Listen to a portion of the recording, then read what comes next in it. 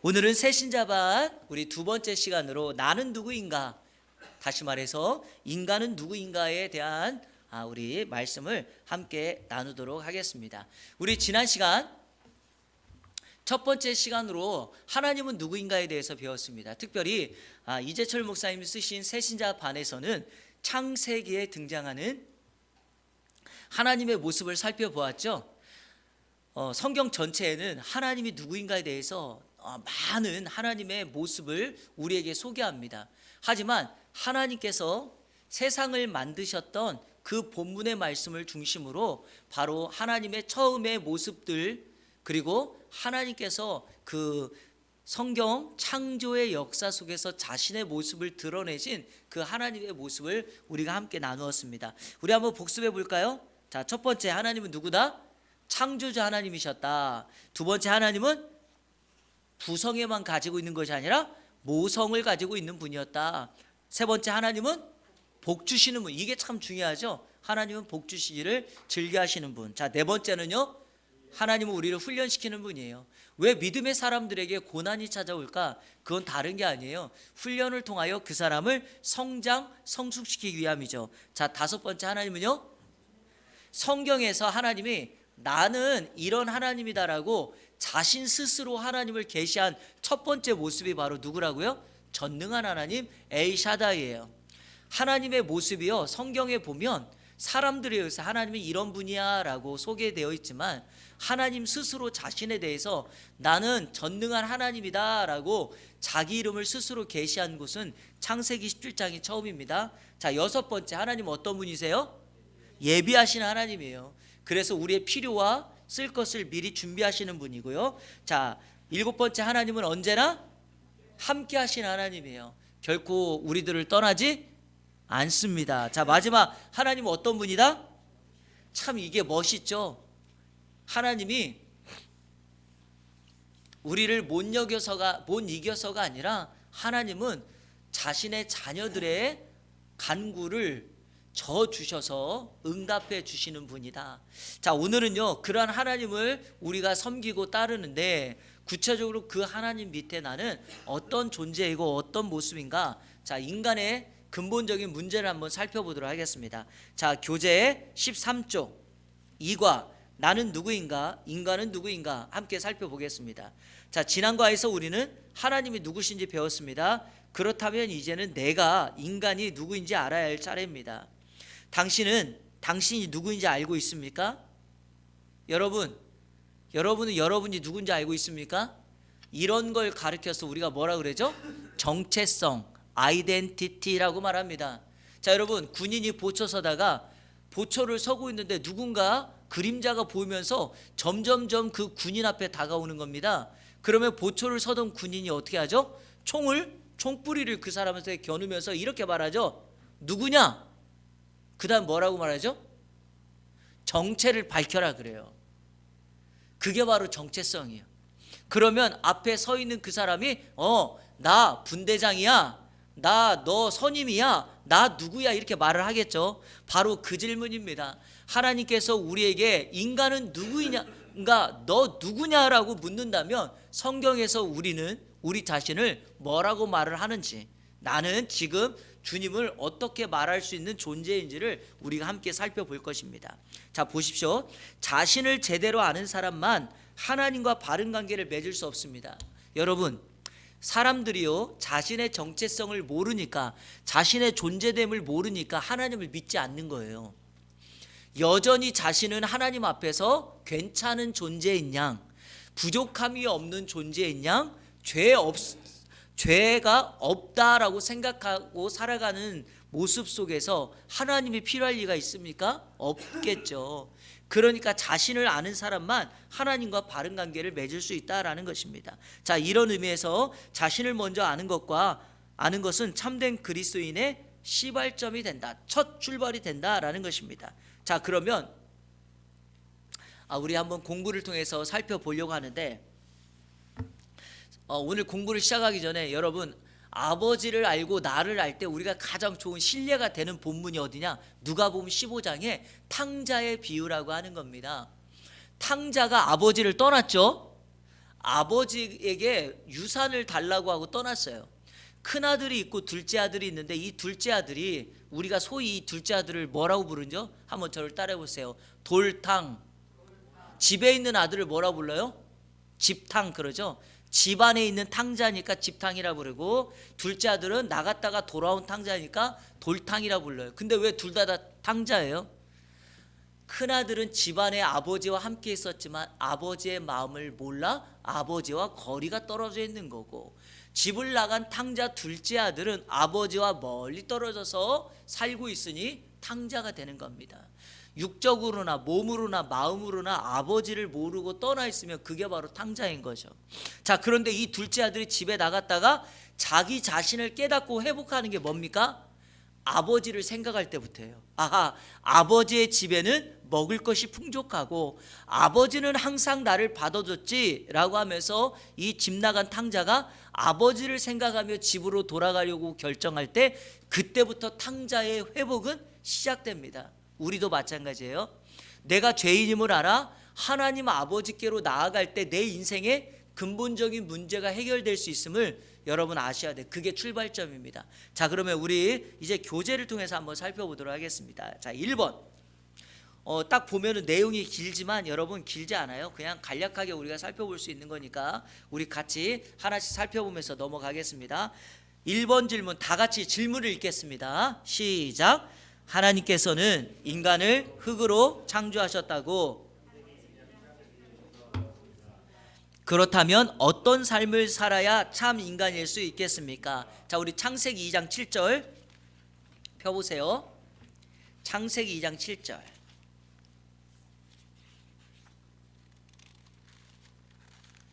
자, 우리 다 같이 읽겠습니다. 창세기 2장 7절 시작. 여호와 하나님이 땅의 흙으로 사람을 지으시고 생기를 그 코에 불어 넣으시니 사람이 생명이 되니라. 땅의 흙으로 사람을 지었다 그랬죠. 이 흙이라는 말의 가장 정확한 번역은 사실은 흙먼지라는 말이 더 정확합니다. 정말 흩날리는 그 흙먼지를 가지고 하나님께서 인간을 지었다. 자, 그러면 하나님이 인간을 흙으로 지었다라고 하는 그 사실을 알 때 우리는 어떤 삶을 살아야 하나님 앞에 지음받은 참된 인간으로 살아갈 수 있을까요? 자, 1번, 바로 생명이 흙에 있음을 알아야 합니다. 하나님이 인간을 흙으로 지었다는 것은 흙에 생명이 있는 거죠. 성도 여러분, 모든 생물의 근거가 흙이라는 거 알고 있습니까? 하나님은 땅 흙에서 모든 세상 만물을 드러나게 했죠. 자, 나무 어디서 나오죠? 흙에서 나옵니다. 짐승들은 뭘 밟고 살아가죠? 흙에서. 여러분, 바다도 마찬가지입니다. 바다 바닥에 있는 게 뭡니까? 흙입니다. 엄밀하게 말하면. 그래서 중요한 사실을, 흙에는 모든 생명의 근거가 있다. 그래서 인간이 흙으로 지음받았다라고 하는 건 무엇인가? 인간은 생명을 가진 존재다라는 것입니다. 그리고 인간은 그래서 서로 생명을 나누어 살아갈 때 바른 삶을 살아갈 수 있게 된다. 이재철 목사님 책에 보면 이 생명을 이야기하면서 각설이 예수라고 하는 책을 쓰신 이천우 목사님의 예를 듭니다. 참 아이러니한 것은요, 이 이천우 목사님이라는 분이 어린 시절 너무 가난해서 집에서 도망쳐 나와가지고 살아가는데 갈 곳이 없으니까 이 지하철역이나 기차역 앞에서 이렇게 살아가는데, 여러분 거기에 가면 그냥 모든 사람이 자신을 기다리고 있는 게 아니잖아요. 검은 그림자들, 정말 불안당들이 그런 사람들을 잡아다가 어떻게 하죠? 돈벌이, 앵벌이를 시키잖아요. 그러니까 이 이천우 목사님도 어릴 때 나왔다가 그렇게 붙잡혀서 앵벌이를 하게 되는데, 그가 했던 앵벌이가 뭐였냐? 바로 소매치기였어요. 사람들이 이분에게 소매치기를 알려주면서, 자, 첫 번째 실습을 딱 나가는데 어떻게 하냐면 모든 걸 다 준비해 놓고 이 사람들이 이 면도날 칼 앞뒤로 막고 있다가 어떤 한 아주머니의 이 가방을 쑥 그은 다음에 마지막으로 그 가방 안에서 지갑을 빼는 것을 이 이천우 목사님, 어린 이천우한테 시킨 거예요. 그랬더니 어떻게 합니까? 이분이 딱 그걸 하려고 하다 보니까 갑자기 자기가 어릴 때 도망쳐 나왔을 때 그 교회 다녔을 때 했던 선생님 말씀이 생각나는 거예요. 도둑질은 십계명을 범하는 거고 죄를 짓는 거라고. 그러니까 이 이천우가 그 지갑을 빼기 전에 아줌마 옆에서 귓속말로 계속 뭐라 그러냐면 소매치기라고 소리치세요. 소매치기라고 소리치세요. 이렇게 했다는 거예요. 그런데 이 가까이서 한 아이가 그런 말을 하니까 이 아줌마가 깜짝 놀란 상태에서 지갑을 보니까 지갑이 찢어져 있는 걸 알고 소매치기다 그때 뒤늦게 소리를 친 거예요. 그러니까 어떻게 되는가? 이 앞뒤에 있던 사람들은 다 도망가 버리고 이천우만 남게 되는 거예요. 근데 딱 보니까 어린 고아에다가 가진 것이 없는 거예요. 그래서 결국에 이 이천우를 경찰서에서 그냥 풀어줘요.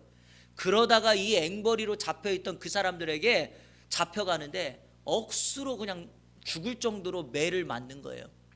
그러다가 마지막 2번, 3번에 걸쳐서 매를 맞는데 다음번에도 매를 맞으면 죽을 것 같다라는 느낌이 들어서 이분이 정말 그 쓰러져 있는 곳에서 그냥 막 몸을 막 이끌고 기어 나와가지고 딱 쓰러졌는데 그때 그 사람을 각설이들이 거지들이 발견한 거예요. 그래가지고 거지들이 발견해서 이 아이를 데리고 가가지고 자기들이 먹는 걸 먹으면서 이 아픈 몸을 이렇게 닦아줬는데 이게 문제가 뭐냐, 이렇게 막 몸을 끌고 나올 때 온몸에 이 유리 자국 그게 끓여가지고 몸에 막 유리 같은 게 박혀 있는 거예요. 근데 자기를 구원해줬던 건져줬던 이 각설이가 가만 보니까 몸에서 유리 조각 같은 거를 다 뺐는데 그 유리 조각 그 파편 자국 난 것 때문에 이 살갗 같은 게 다 끓여버리니까 이 사람이 어떻게 하냐면 자기 입으로 이 그 아이의 몸을 이렇게 핥아준 거예요. 그렇게 하다 보니까 이 각설이 이 거지는 입의 혓바닥이나 입이 온통 다 찢어지고 나중에 정말 하나님의 은혜로 이 사람이 이천우가 사는 거예요. 생명을 건진 거예요. 그러면서 이 사람들이 나중에 이 각설이하고 같이 살면서 나중에 이 이천우가 목사님이 돼서 목회를 하면서 이 각설이 예수라는 책을 썼는데 결론이 뭐냐, 정말 자신을 구원해 준 예수님은 저렇게 화려하게 부유하게 사는 사람들이 아니라 길바닥에서 흙바닥 위에서 자신의 생명과 같은 위치에 놓여 있는 그런 각설이 거지가 나를 살렸던 모습을 보면서 예수님도 아마 그와 같은 모습으로 우리에게 오지 않았을까라는 거예요. 이 각설이 예수 책에 보면 그런 내용이 들어있대요. 여러분, 부자가 준 음식을 거지들이 바로 먹잖아요. 그런데 지혜가 없는 거지나 초짜 거지들은요, 부자들이 준 음식을 정말 눈에 보기에 좋은 거니까 그거 그 자리에서 막 그냥 막 허겁지겁 먹는데요. 근데 거지의 짬밥이 좀 되는 거지들은 부자들이 주는 음식은 바로 안 먹는데요. 물에서 섞어 먹는데요. 이유가 뭔지 아시나요? 부자들은 남는 거, 상한 거를 준대요, 거지들한테. 이게 여러분 우리 인생이에요. 부자들은 가진 것이 많아도 절대로 멀쩡한 걸 거지들한테 안 준대. 집에 앵겨놔도 상한 것을 주지 그렇게 안 한다는 거예요. 하지만 자신과 같은 거지들은요, 하루 먹고 하루 살기 때문에 그 거지들이 우리에게 자신들에게 나눠주는 건 그 자리에서 먹어도 전혀 문제가 없다는 거예요. 그러면서 예수님이 이 땅에 오셔서 우리를 만나 주실 때 어떤 모습으로 올 거냐, 바로 흙바닥 위에서 우리에게 생명을 건져주는 저 거지와 같은 모습으로 예수님은 우리에게 올 거다. 근데 여러분, 이분이 말하는 그 모습이 맞죠? 예수님의 공생의 모습을 보세요. 예수님은 항상 어디에 있었죠? 길 위에 계셨죠. 가던 길 위에 계셨죠. 쓰러져 있고 앉아 있고 엎드려 있는 장애인들, 소경들, 이런 인생을 찾아오셨죠. 의인에게는 건강한 자에게는 의사가 쓸데없고 병든 자에게 쓸데 있다라고 하면서 예수님이 그들을 위하여 오셨다고 말씀하시고, 예수님은 죄인과 이 세리들과 창녀들의 친구가 되어서 그들과 밥 먹기를 즐겨 하셨죠. 그러니까 여러분, 예수님은 그런 모습으로 오셨다는 거예요. 그럼 여기서 강조점이 무엇인가? 흙으로 지원받았다는 것은 그 흙에 생명이 있다라는 것을 강조하고 있다라는 겁니다. 자, 두 번째, 인간이 흙으로 창조되었다는 것은 어떤 삶을 살아야 하는 걸 의미하는가? 사랑을 나누며 살아야 된다라는 걸 말합니다. 여러분, 이재철 목사님 책에서 이걸 설명할 때 이렇게 설명합니다. 흙이라고 하는 것은요, 세상의 모든 쓰레기를 품습니다. 여러분, 집에 있는 쓰레기 어디다가 놓습니까? 휴지통, 쓰레기통에다 놓죠? 아니면 요즘은 막 이렇게 기계로 막 갈잖아요. 그런데 세상에 있는 쓰레기들이 다 어디 있는지 아십니까? 바로 흙 위에 있다는 거예요. 흙으로 지음받았다는 것은 모든 것을 품는 존재여야 된다. 그래서 사람은 사랑으로 사람을 품는 존재여야 된다라고 말하면서 선한 사마리아인의 비유를 합니다. 한 레위인, 율법사, 그러니까 제사장은 그 쓰러진 사람을 보고 그냥 돌아가지만 이 사마리아인은, 유대인들에게 손가락질 받는 사마리아인은 그 쓰러져 있는 그 사람에게 자신의 사랑을 나누었다라는 겁니다. 그게 바로 흙으로 지음받은 존재의 모습 두 번째라고 말을 합니다. 자, 넘겨보십시오. 세 번째, 흙으로 창조되었다는 것은 바로 정직한 삶을 살아야 된다. 정직함을 말합니다. 흙이라고 하는 것은 그 존재 그대로의 모습이에요. 흙 자체예요. 한 나라의 임금이 신하들에게 화분을 다 나눠주면서 기간을 주고 이거를 잘 길러온 사람들에게 상을 주겠다고 했어요. 때가 되어서 신하들이 그 화분을 가지고 돌아와 가지고 임금 앞에서 막 화려한 모습으로 자기가 길러낸 화분을 다 보여주는데 유독 한 사람만 임금님 앞에 와가지고 화분을 보여주는데 완전히 시들어져서 정말 그 풀 자체가 얼마 남지 않은 화분을 가지고 온 거예요. 그러면서 임금님에게 이렇게 말을 합니다. 임금님, 자기가 할 수 있는 대로 최선의 노력을 다했지만 이거를 길러낼 수가 없었습니다. 자신은 너무 무능합니다. 죄송합니다. 그런데 여러분, 임금이 나중에 이 사람만 인정하고 다른 사람은 다 벌에 처했다는 거예요. 이유가 뭘까?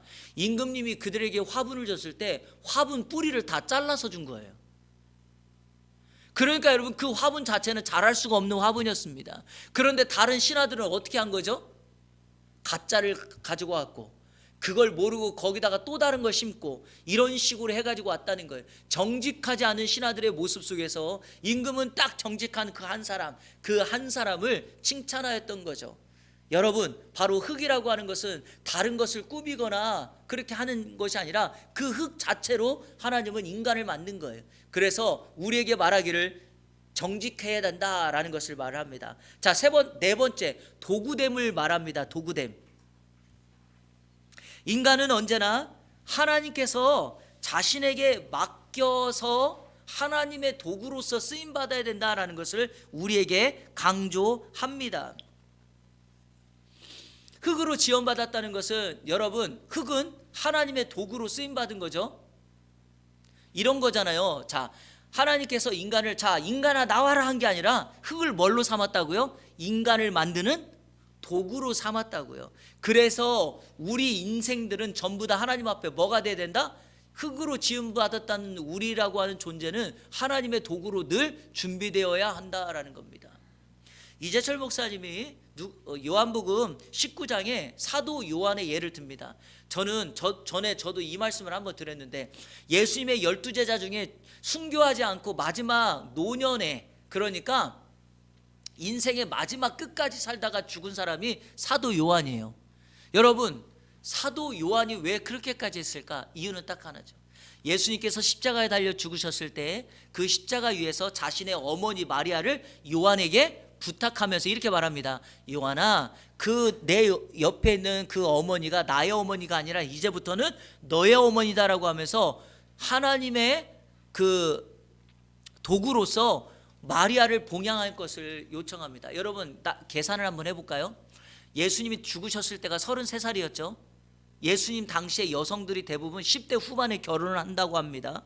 그때 아이를 낳는데요. 그래서 사람들이 추측하기를 마리아가 예수님을 성령으로 잉태되어 낳았을 때가 나이가 많아도 18세 내지 20세라고 말을 합니다. 자, 그러면 그냥 20세에 낳았다고 해보세요. 예수님이 33살에 죽었다면 거기에 20년을 더하면 마리아의 나이가 되죠? 그러면 50대 초반이잖아요. 자, 그런데 알려지기를 사도 요한은 예수님보다 많게는 10살, 적게는 한 5, 6살 적은 걸로 사도 요한은 알려져 있습니다. 그런데 여러분, 사도 요한이 90 가까이 살았으니 마리아가 몇 살 때까지? 70대 중반까지 살았던 거고, 이 사도 요한이 그때까지 마리아를 봉양한 거예요. 자, 그럼 여러분 보세요. 예수님의 12제자들이 예수님이 죽으시고 부활하신 다음에 성령의 충만함을 받아서 다 뭐 되었죠? 전 세계 나가서 선교사가 되고 정말 자신의 이름을 빛내면서 인도, 아프리카 할 것 없이 나가서 주의 복음을 전한 위대한 선교사가 됐는데, 유일하게 사도 요한만큼은 그런 일을 하지 못했어요. 이유는 딱 하나예요. 예수님이 뭘 부탁했기 때문에? 어머니 마리아를 부탁했기 때문에. 여러분, 내 인생이 실패자라고 생각할 수도 있고요, 이런 경험을 만나면 참 후회될 일이 많아요. 그런데 사도 요한은 예수님의 명령을 묵묵하게 지킵니다.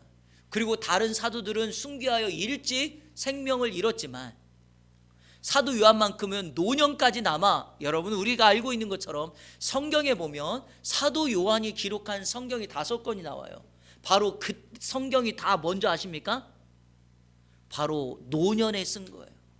그는 예수님의 어머니 마리아를 계속해서 봉양하면서 하나님과 묵상했지만, 특별히 마리아가 세상을 떠나고 난 이후에 하나님의 더 특별하고 친밀한 교제를 통하여, 제가 여러분에게 복음이 무엇인가를 알려면 로마서를 읽고 신앙생활의 첫 출발에 예수님이 누구인가를 알려면 요한복음을 읽으라고 말씀드렸는데, 요한복음은 바로 복음의 엑기스, 복음의 핵심을 담은 책이고, 요한 1서, 2서, 3서는 사랑의 사도가 어떻게 이 세상에서 사랑을 베풀고 나누어야 되는지에 대해서 예수님과의 교제, 자신이 예수님의 어머니 마리아를 섬기면서 봉양하면서 하나님께서 주셨던 그 사랑의 마음을 그 요한 서신에 담았고, 마지막 그 인생 노년에 반모섬에 머물러 있다가 하나님께서 요한의 시선을, 환상을 열어서 천상의 예배를 보고 천상의 환상을 본 다음에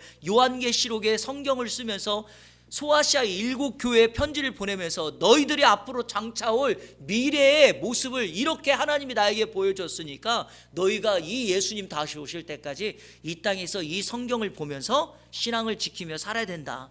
여러분, 어느 누구도 할 수 없는 일을 했다는 거죠. 바로 그것은 자신의 도구됨을 분명히 인정할 때 그 일을 감당할 수 있습니다. 여러분, 하나님이 우리를 보내시고 맡겨진 곳에서 실망하지 마시고 최선을 다하십시오. 우리가 보기에는 좀 더 좋은 일, 싫은 일, 큰 일, 작은 일이 있겠지만 하나님의 편에서는요, 결코 교회 안에서 주차 봉사나 교사나 설교하는 거나 하나님이 보실 때는 전혀 차이가 없다라는 것이 주인님의 도구됨의 특징이다. 꼭 기억하십시오. 그래서 흙이라고 하는 것은 도구됨이다. 자, 마지막 5번째, 인간이 흙으로 만들었다는 것에 정말 중요한 독특성이 하나가 있죠. 우리 창세기 2장 7절을 다시 한번 읽어봐요. 자, 읽겠습니다. 자, 시작. 여호와 하나님이 땅의 흙으로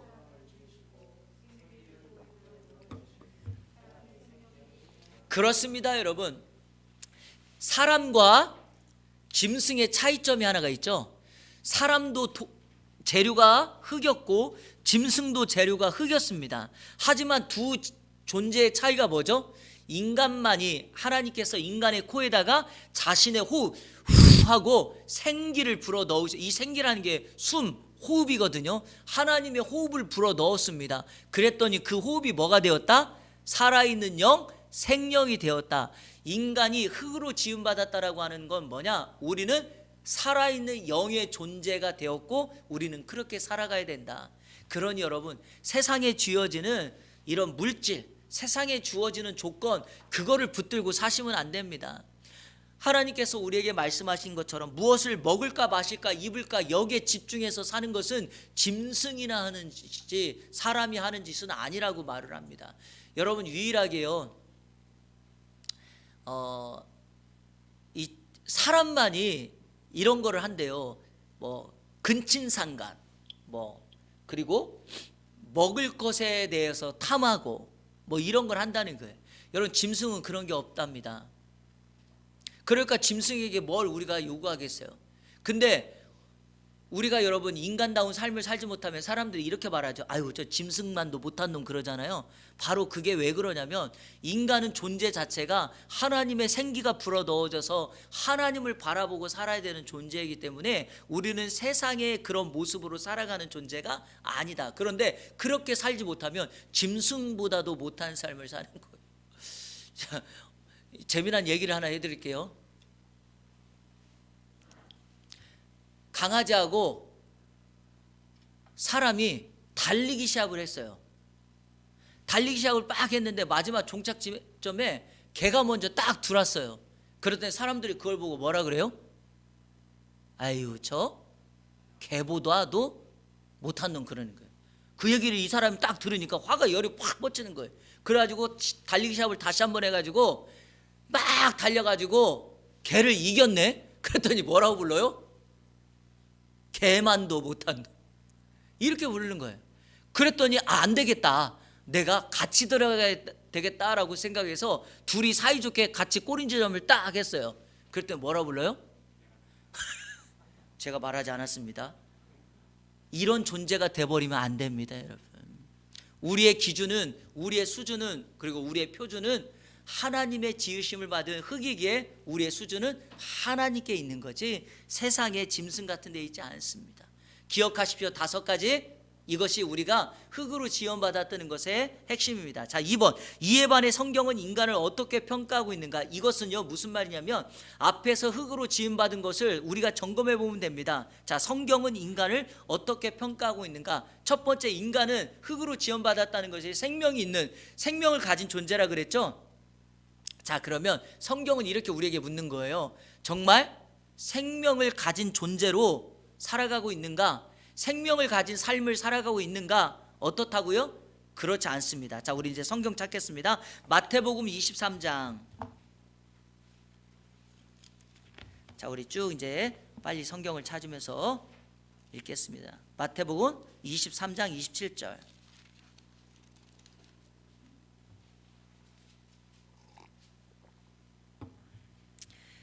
마태복음 23장 27절 같이 읽겠습니다. 시작. 화 있을진저 외식하는 서기관들과 바리새인들이여, 회칠한 무덤 같으니 보이나 그 안에는 죽은 사람의 뼈와 모든 더러운 것이 가득하도다. 무엇입니까? 실상은 생명의 삶을 사는 것이 아니라 회칠한 무덤, 즉 죽음의 삶을 살아가고 있다. 이것이 실상이에요. 인간의 실상. 자, 두 번째는 뭐죠? 흙으로 만들어졌다는 거, 사랑하며 살아가는 존재라는 거죠. 근데 정말 인간은 그렇게 살아가고 있습니까? 한번 봅시다. 마태복음 5장 46절 47절. 마태복음 5장 46절 47절. 자, 시작. 너희가 너희를 사랑하는 자를 사랑하면 무슨 상이 있으리요? 세리도 이같이 하느니라 아니하느냐? 또 너희가 너희 형제에게만 무난하면 남보다 더하는 것이 무엇이냐? 이방인들도 이같이 아니하느냐? 여러분, 정작 서로 사랑하며 살아야 될 그 대상이 흙으로 지음받은 인간이 어떻게 하고 있다고요? 사랑하는 사람만, 형제들만, 그러니까 내가 좋아하는 사람만 사랑하고 있다라는 것입니다. 이게 바로 여러분, 주님을 모르고 살아가는 사람들의 사랑의 실상이죠. 허상을 쫓는 거예요. 이거는 그냥 이 정도로만 이야기를 하겠습니다. 자, 세 번째, 여러분 정직한 삶을 살고 있는가를 묻는 거예요.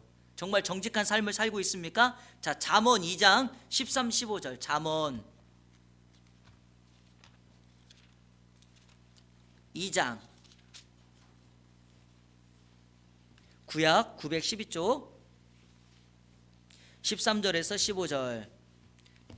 잠언 2장 13절에 15절. 시작.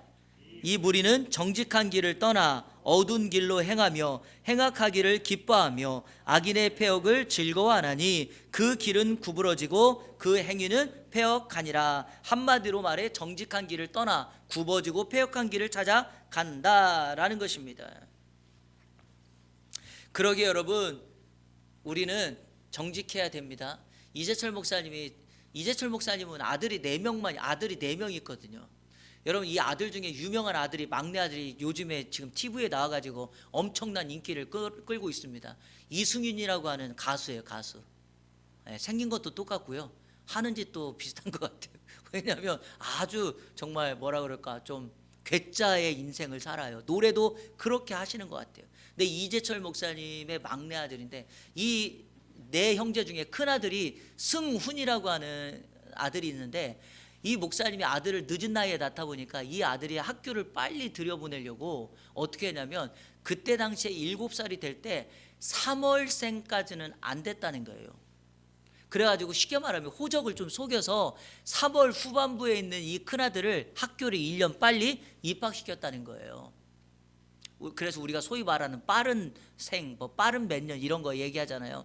그렇게 했다는 거예요. 근데 그때가 이재철 목사님이 모든 거를 관두고 신학대학원 1학년 때였다는 거예요.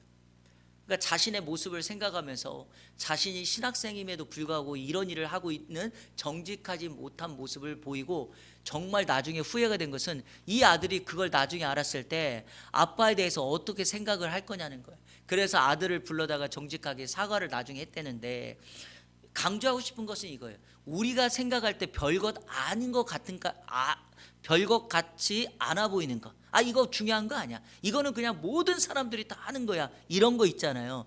그런 거 하나에 우리 주변에 있는 사람들은 우리를 평가하게 됩니다. 저 사람은 진짜 정직하다, 정직하지 않다. 목회자들에게 가장 저희가 조심해야 될 것 중에 하나가 그거예요. 그냥 이렇게 지나가는 말처럼 제가 기도해 드릴게요, 기도하겠습니다, 이런 말, 이게 너무 상투적인 말. 기도를 하면 상관이 없는데 그냥 이게 무슨 립 서비스처럼 돼버리면 문제가 일어납니다.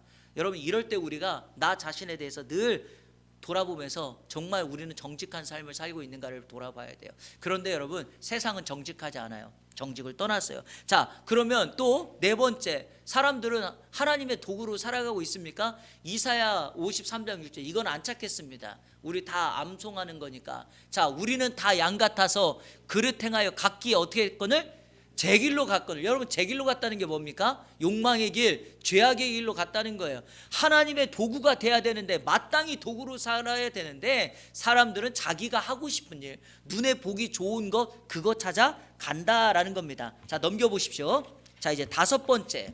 자, 흙으로 만들어진 거는 그 사람에게 생기, 즉 생명이 있다는 건데, 그렇다면 여러분 사람들은 정말 생명, 살아있는 영의 모습을 가지고 영적인 삶을 살아가고 있습니까? 그렇지 않습니다. 자, 로마서 3장 한번 펴보실래요?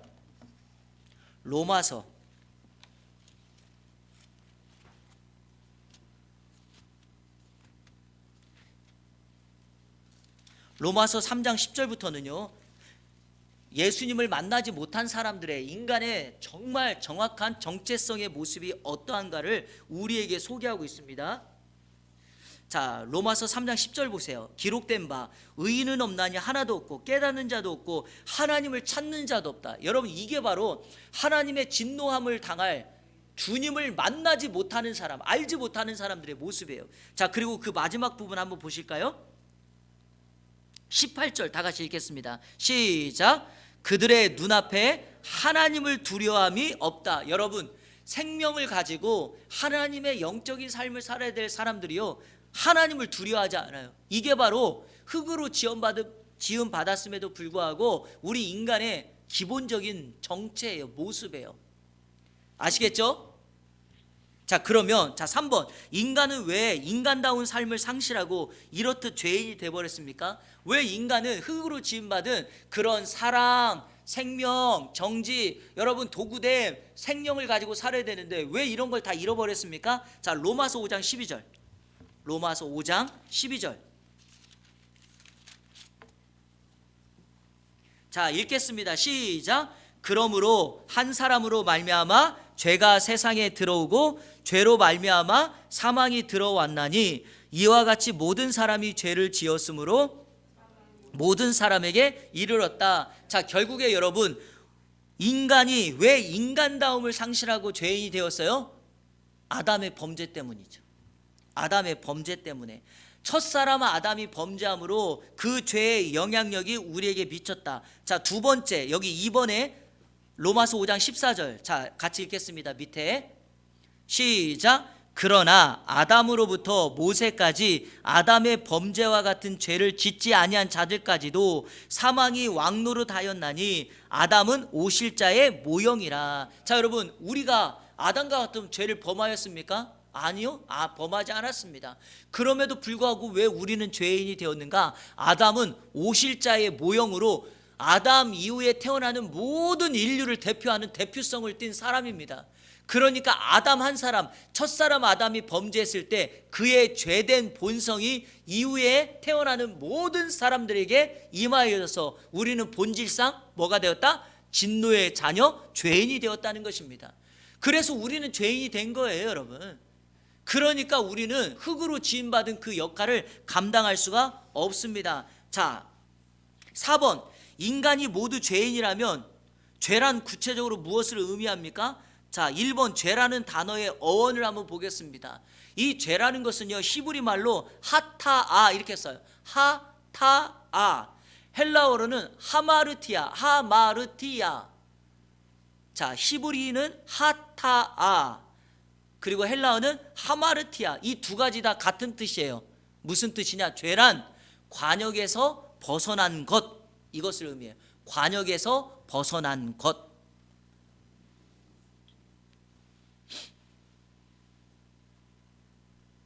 관역에서 벗어난 것이 바로 여러분 죄예요. 자, 그럼 한번 물어볼게요. 화살을 쏠 때, 양궁을 할 때 관역을 놓고 활을 확 쐈는데 관역에서 벗어났어요. 자, 여러분 말해보세요. 왜 관역에서 벗어났을까요? 활을 쏘는 사람이 뭐가 잘못된 거죠? 조준이 잘못됐다는 거예요. 다시 말해서 화살 자체가 관역에서 벗어난 건 결과예요. 죄의 결과. 이런 걸 우리가 뭐라고 부르는가? 살인, 간음, 도둑질, 이런 범죄의 결과를 벗어난 상태 그대로라고 말을 해요. 자, 그러면 죄란 뭐예요? 그건 죄의 결과고, 근본적인 죄의 원인은 뭘까요? 하나님과 단절되어서 조준이 안 된다는 겁니다. 이게 죄라는 말이에요. 그래서 우리는 아담의 범죄로 말미암아 우리 모든 인생, 우리가 뭐를 가지고 태어났다? 죄를 가지고 태어났고, 우리는 사망을 향하여 나아가는 존재가 되었다라는 것입니다. 여러분, 그래서 예수 그리스도를 믿는다는 게 뭐예요? 관역을 맞춘다는 게 아니라, 관역을 맞추기 위해서 뭘 하는 거다? 조준을 정확하게 다시 말해서 세상을 바라보는 내 시선, 죄를 바라보는 쾌락과 향락을 쫓아가는 내 시선을 바꾸어 누구를? 주님을 바라보는 것이 예수를 믿는다는 거예요. 자, 그럼 여러분, 예수를 믿고 죄를 짓지 않는 게 뭐예요? 과거에는 도둑질도 많이 하고 살인을 하고 막 이런 죄를 범했던 사람들이 이제 예수를 믿고 어떻게 해요? 주님을 향하여 나아가기 위하여 범죄를 멀리하고. 여러분, 예수 믿고 난 다음에 여러분 죄 지어요, 안 지어요? 이거 우리의 인간의 연약함이거든요. 그런데 여러분, 우리가 기본적인 조준이 명확해졌기 때문에 세상의 가치관을 쫓아 살지 않는다. 이것이 바로 예수를 믿었다는 거예요. 그러니까 죄가 무엇인지 아시겠죠, 여러분? 현상적인 것만 여러분 신경 쓰면 안 돼요. 자, 예수를 믿은 사람이 자꾸 죄 문제 때문에 고민하는 게 뭔지 아세요? 현상적인 범죄함을, 그거를 회개하니까 그런 거예요. 예수를 믿는다는 것은 아까 말씀드린 것처럼 관역을 벗어나게 만들었던 조준점을 맞추는 게, 여러분, 그게 바로 예수를 믿는다는 거예요. 죄된 본성을 하나님 앞에 회개함으로 원죄의 문제를 해결하고 우리는 하나님 앞에 천국 갈 수 있는 백성이 되었다. 성도 여러분, 아까 제가 예수를 믿어도 죄를 가끔씩 진다 그랬죠? 그때 여러분 기도하시잖아요. 어떤 기도하세요? 회개 기도하잖아요. 그때 하는 회개 기도는 어떤 겁니까? 원죄를 위한 기도가 아니라 내가 지었던 범죄에 대한, 자범죄에 대한 거를 하나님 앞에 용서를 구하는 겁니다. 제가 일주일 동안 여러분이 이렇게 맡겨진 삶의 현장에 살다가 주일날 왔을 때 합심 기도할 때 참회 기도를 하자고 하잖아요. 그때 하는 참회 기도가 뭡니까? 우리의 기본적인 죄의 본성으로서의 이 여러분 심플 네이처, 이 죄성, 원죄를 가지고 회개합니까? 아니에요. 한 주간 동안 말씀대로 살지 못하였던 것, 그것을 하나님 앞에 참회하며 나가는 거죠. 그러면 요한일서 1장 9절처럼 어떻게 해요? 저는, 우리 주님은 미쁘시고 의로우사 우리 죄를 사하시고 모든 불의에서 우리를 깨끗하게 해주세요. 할렐루야. 이 하나님을 믿으시며 나가는 여러분 되기를 축복합니다. 자, 두 번째 오른쪽에 2번 예수님이 말씀하신 죄에 대한 정의. 자, 요한복음 16장 9절입니다. 요한복음 16장 9절. 예수님은 죄에 대해서 뭐라고 말씀하셨는가? 요한복음 16장 9절.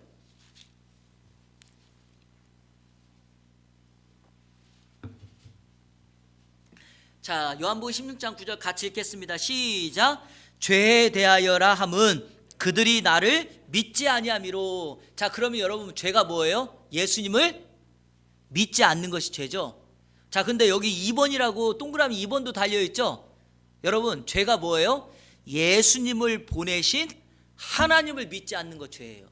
그러니까 1번은 예수님을 믿지 않는 게 죄고, 두 번째는 예수님을 보내신 하나님을 믿지 않는 게 죄다.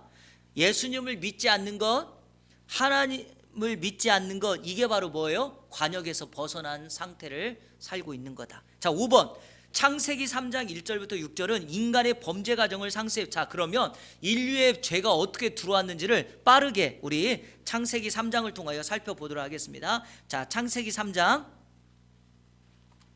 1절부터 6절까지.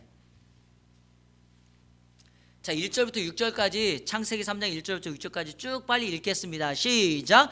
그런데 뱀은 여호와 하나님이 지으신 들짐승 중에 가장 간교하니라. 뱀이 여자에게 물어 이르되 하나님이 참으로 너희에게 동산 모든 나무의 열매를 먹지 말라 하시더냐.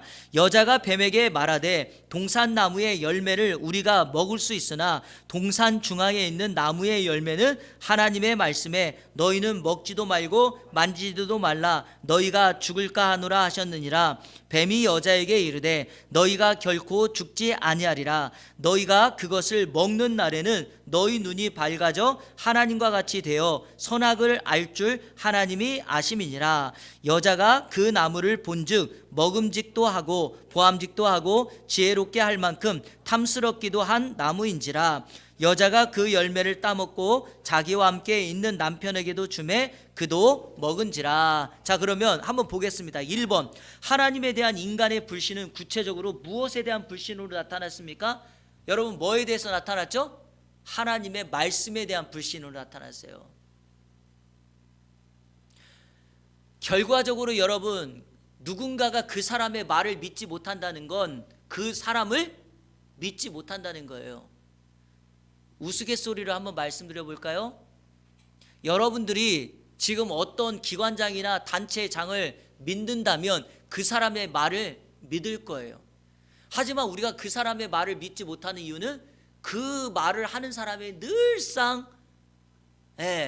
그런 존재, 인격이 안 되기 때문이죠. 여러분 혹시 제가 하는 말씀 혹시 믿나요? 이런 거와 같아요. 결국에 이 사람들이 아담과 하와가 하나님에 대한 불신을 가졌기 때문에 그분의 말씀에 대한 뭐가 왔다? 불신이 왔다라는 거죠. 그럼 뭘 보면 알 수 있습니까? 자, 여기 보세요. 동산 중앙의 나무에 있는 실과를 딱 먹는 순간 하나님은 창세기 2장 17절에 뭐라 그랬어요? 17절 18절에 결단코 반드시 must 뭐한다? 죽을 거다라 그랬어요. 하지만 하나님을 믿지 못하니까 뭐라 그래요? 너희는 먹지도 말고 만지지도 말라 너희가 죽을까 하노라. 하나님 이렇게 말씀하지 않으셨어요. 반드시 뭐한다? 먹으면 죽는다 그랬어요. 하나님은 그것을 보지 말라 만지지 말라 이런 말 한 적 없어요. 먹는 날에는 반드시 뭐한다? 죽는다. 그런데 말씀에 대한 불신이 생기기 시작해요. 자, 두 번째, 이 불신은 무엇으로부터 왔습니까? 뱀의 유혹으로부터 왔죠. 자, 여러분 이 뱀이 누구예요? 사단이죠. 자, 우리 한번 이거 참고로 자 창세기 3장 펴놓으시고요. 요한계시록 12장 9절 이거는 우리가 한번 확인을 한번 해보고 넘어갈게요. 왜냐하면 간혹가다 혼동하시는 분들이 계셔서. 자, 요한계시록 12장 9절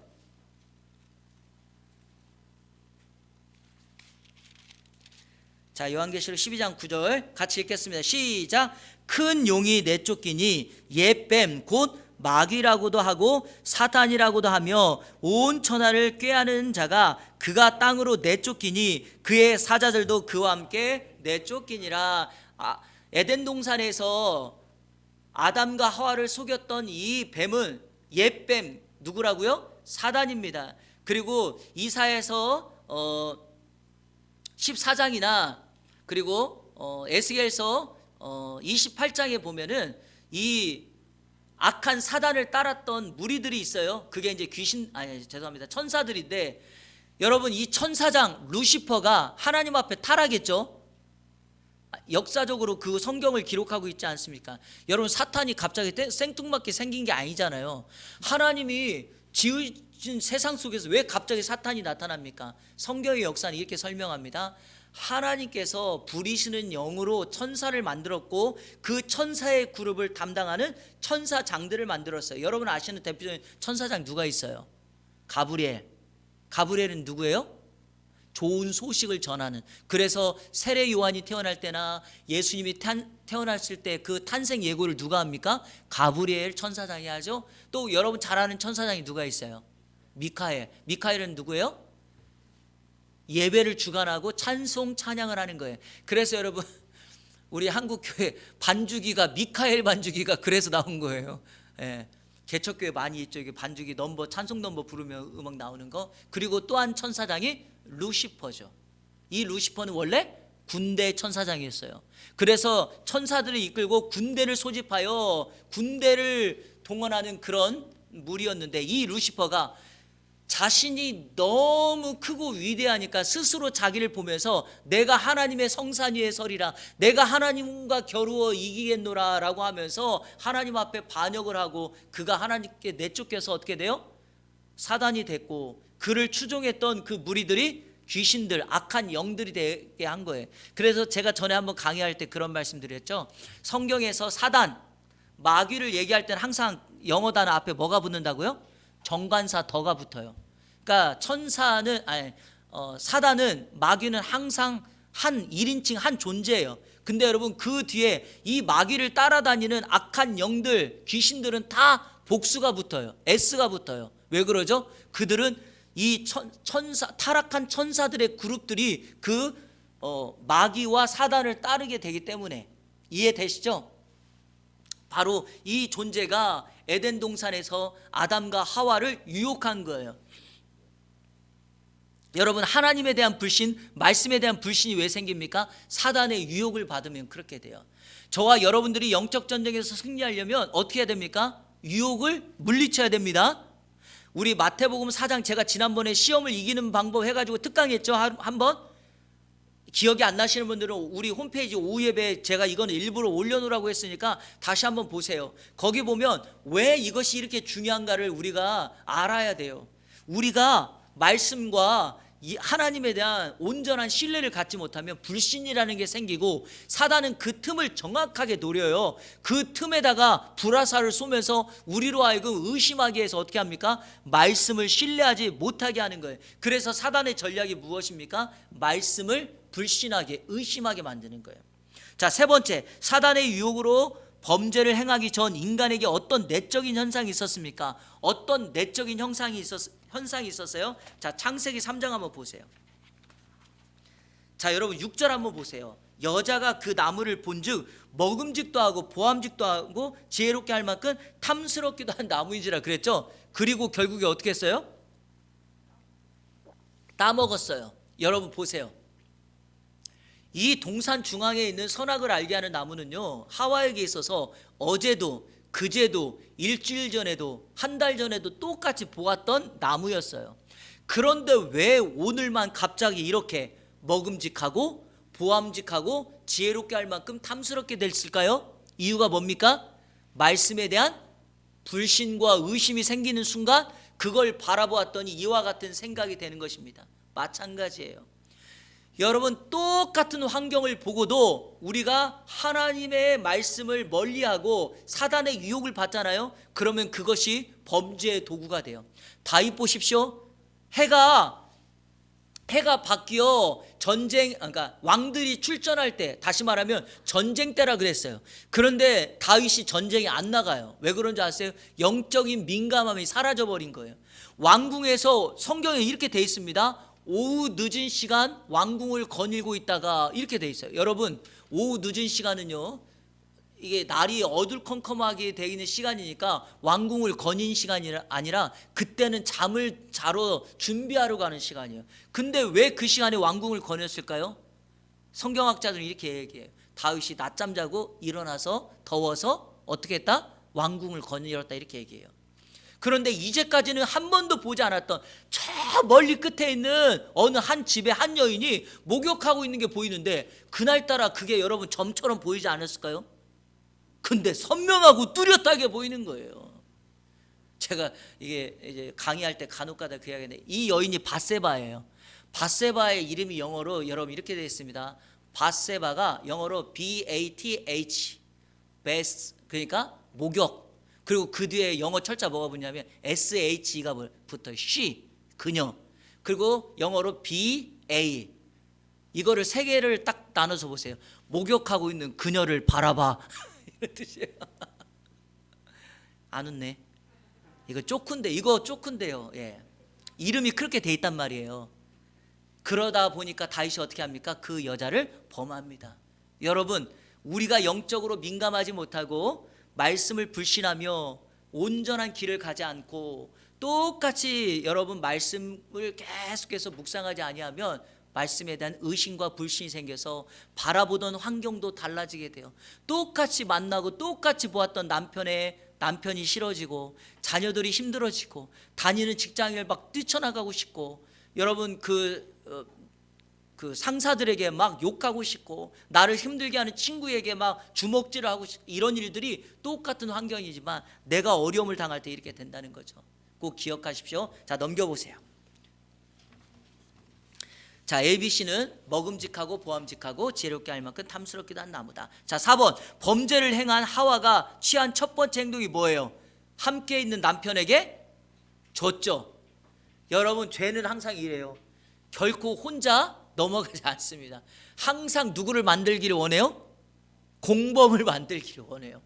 여러분 그거 아시나요? 어느 공동체, 학교도 마찬가지예요. 한 학생이요 잘못을 저지르잖아요. 꼭 공범을 만들려고 합니다. 친구에게 너도 봐, 너도 이거 보고 뺏겨, 이렇게 한다니까요. 누구라도 이렇게 가고자 하는 거예요. 근데 여러분 주의하셔야 될 것이 있어요. 여기서 자 보세요. 죄는 이렇게 확장성이 있다는 걸 설명하는데 중요한 사실이 있습니다. 하나님께서 이 아담과 하와의 범죄를 이야기할 때, 하와가 사단에게 유혹을 받아서 잘못했으니까 하나님이 하와를 질책하시면 되잖아요. 근데 여러분 누구를 질책하는지 아세요? 아담을 질책해요. 이유가 뭘까요? 하나님의 이 말씀을 아담에게 줬기 때문에 그래요. 말씀을 맡은 자가 누구예요? 아담이에요. 여러분 순서적으로 보면 하나님께서 하와를 언제 만들었어요? 인간을 만들었을 때 뚝딱 같이 만들었나요? 아니요. 과정을 보면 그렇지 않아요. 하나님께서 천지 창조를 쭉 하시고 마지막 날 인간을 만들고 이 아담이 모든 것에 이름을 다 붙여주잖아요. 그러니까 에덴 동산까지 다 만들어놨는데 혼자만 짝이 없는 걸 알고 그때 누굴 만든 거예요? 하와를 만든 거예요. 그러니까 하나님이 에덴 동산의 자연과 세계를 다 만들고 그 아담에게 명령을 준 거예요. 그 명령을 받고 난 다음에 하와가 여러분 만들어진 거예요. 1차적인 명령은 아담에게 주어진 겁니다. 그 아담이 그 명령을 바르게 행하지 않았기 때문에 이렇게 되는 거예요. 자, 하와가 남편에게 당신도 드세요 라고 했을 때 아담이 말씀을 기억해서 어떻게 해야 돼요? 하나님이 먹지 말라 했고 이건 먹으면 죽는다고 했으니까 안 된다라고 말했어야 되는데, 아담은 하와가 주는 걸 그냥 먹고 죄를 범하게 된다. 이게 범죄의 과정입니다. 자, 5번. 이와 같은 범죄의 결과가 무엇입니까? 아까 우리 로마서 5장 12절 읽었죠. 범죄의 결과는 딱 두 개예요. 하나는 죄인이 되었다. 두 번째 사망에 이르게 되었다. 로마서 6장 23절 기억나죠? 죄의 싹은 사망이다 라 그랬습니다. 자, 6번. 나 자신이 죽을 수밖에 없는 죄인임을 깨달았다면 이제 내가 할 일은 무엇입니까? 자, 여러분, 우리가 죄로 인하여 사망에 이르고 이렇게 이제 죽을 수밖에 없는 죄인이라면 이제 우리 뭐 해야 됩니까? 자, 첫 번째, 창세기 4장 26절 읽어보세요. 창세기 4장 26절. 자, 성경 구절 적어놓고요. 첫 번째, 창세기 4장 26절. 저는 이 성경 구절 참 좋아해요. 왜냐? 제가 이 특강 같은 거 할 때 이 성경 구절을 참 잘 인용하는데 이것 때문에 그래요. 같이 읽겠습니다. 시작. 셋도 아들을 낳고 그의 이름을 에노스라 하였으니 그때 사람들이 비로소 여호와의 이름을 불렀더라. 에노스라고 하는 이름이 죽을 수밖에 없는 존재, 이런 뜻이거든요. 그러니까 엄밀하게 말하면 하나님을 만나기 전에 모든 존재는 이름이 뭘까요? 영적으로 에노스예요. 죽을 수밖에 없는 존재. 자, 여러분, 죽을 수밖에 없는 존재라는 걸 알았다면 그때부터 이제 뭐 하기 시작해야 됩니까? 여호와의 이름, 하나님의 이름을 불러야 된다. 그래야지만 삽니다. 이게 첫 번째예요. 내가 죽을 수밖에 없는 죄인임을 알았다면 어떻게 해야 됩니까? 첫 번째, 하나님의 이름을 불러라. 자, 오른쪽 두 번째, 요한복음 14장 6절. 이거 그냥 찾지 말고 우리 암송해요. 예수께서 이르시되 내가 곧 길이요 진리요 생명이니 나로 말미암지 않고는 아버지께로 올 자가 없다. 그러니까 어떻게 해야 돼요? 죽을 수밖에 없는 존재는 예수님만 믿고 의지하고 따라가야 돼요. 예수님을 믿어야 돼요. 왜? 예수님이 유일한 구원의 길, 유일한 진리, 유일한 생명의 모습이기 때문이죠. 자, 세 번째, 이거는 우리 한번 읽죠. 베드로전서 1장.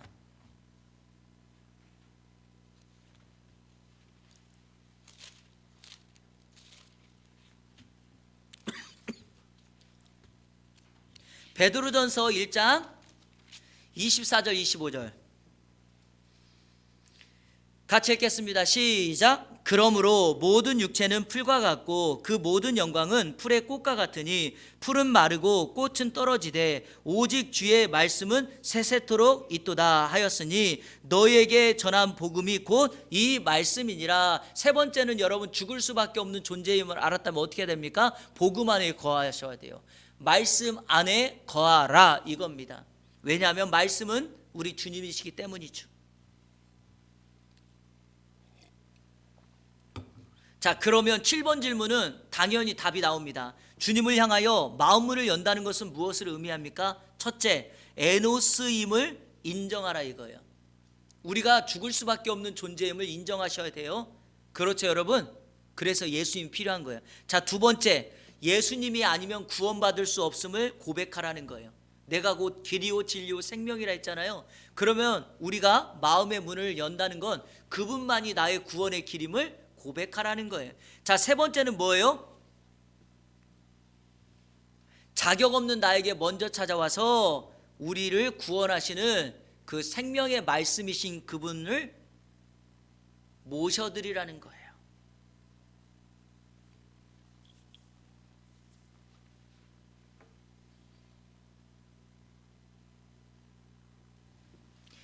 자, 오늘 공부를 마치면서 8번 질문은 적용하면서 넘어가겠습니다. 이과를 공부하면서 당신은 당신 자신에 대하여 무엇을 느꼈습니까? 그래서 당신은 지금 이 순간 오직 구원자이신 예수 그리스도 앞에서 어떤 삶을 살기로 결단하십니까? 여러분, 한 가지만 우리 한번 다짐합시다. 우리 존재는 예수님 없이는 살아갈 수 없는, 죽을 수밖에 없는 존재예요. 무능해요. 자격이 없습니다. 예수님이 내 인생에 들어오실 때에만 우리 인생은, 그분의 말씀이 내 인생에 들어와야지만 내 인생에는 의미가 생기고 가치가 있고 목적이 생깁니다. 자, 우리 자신에 대해서 연약함을 우리가 인정하고, 자, 넘겨보시면 예수님 앞에서 나의 결단이 뭡니까? 그리고 지금 여러분은 이제 예수님을 믿고 성도가 되었으니까 앞으로 이 예수님을 어떻게 섬기며 살아가겠습니까? 결단하십시오. 거기에 쓰세요.